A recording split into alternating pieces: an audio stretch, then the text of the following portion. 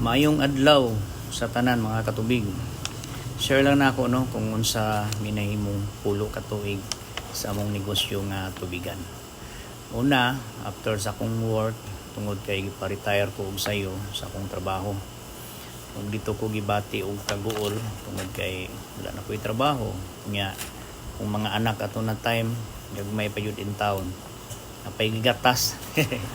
Pero wala ko nawadan og pag-asa tungod kay gipabaonan man ko sa kung company nga gitrabahuan.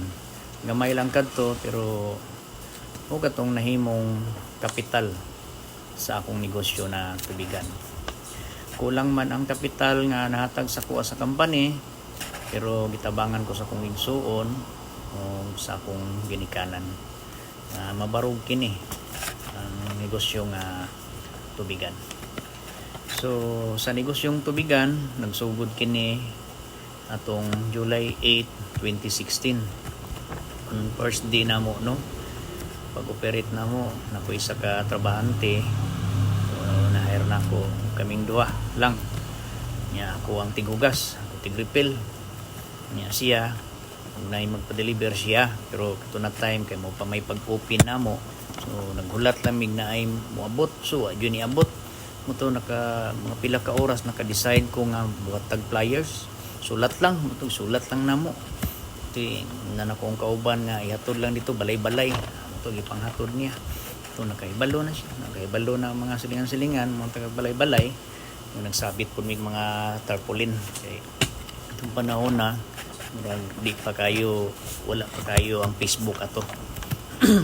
Ito ato man atong adlaw sa mga opening. Sus income ra gyud mi og 350 pesos sa tibok adlaw na mo suroy-suroy.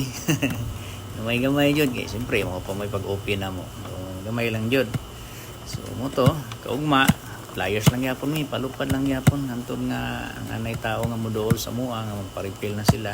Lipay kay sila kay nanay water refilling station nga dool sa ilahang lugar.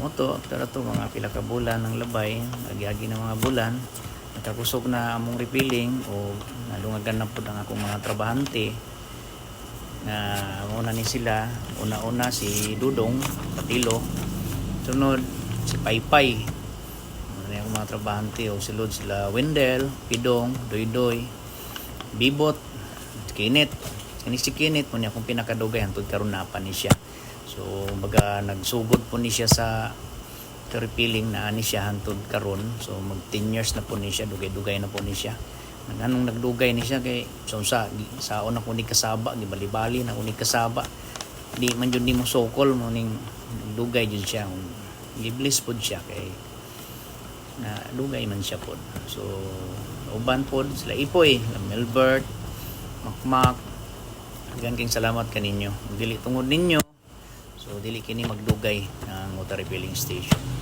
sa pagkakaroon ang akong trabahante karon nagpabilin si Kenneth ug naibag-o duha si AJ ug si John Mark so tuloy-tuloy lang ta antod nga madungagan pa kini pulo ka tuig naman ta unta madungag padayon lang gyapon ta sa akong mga customer daghang kayong salamat kaninyo no kay ug dili tungod ninyo dili may maabot aning pulo ka tuig nga pagserbisyo sa inyo ha paghatod sa inyo ha o damihan nga tubig limpyo ug safe siya inumon so adlaw-adlaw kani nga mo ang limpyo ha so daghang salamat kaninyo sa negosyong tubigan dili jud dali Negosyante. Salitang masarap pakinggan. Pero sa likod nito ay mga hirap na pinagdaanan. Salitang akala ng lahat ay parati kang may pera. Salitang mensahe gusto mo nang tumambling. Pero dahil sa salitang ito, ay patuloy kang lumalaban kahit gaano man kahirap.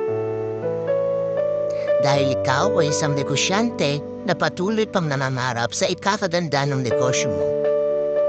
Hindi po ibig sabihin na may negosyo ka o labnay negosyo ka mayaman ka na. Mayaman lang po kami sa pangarap at pananalig na mabagong pagmulong buhay namin. Kaya bago mo isipin na mayaman na ang isang negosyante, Malamang hindi mo alam ang hirap at pagod na pinagdaanan niya. Kaya sa mga negosyanteng patuloy lumalaban para sa kanilang mga pangarap, saludo po ako sa inyo.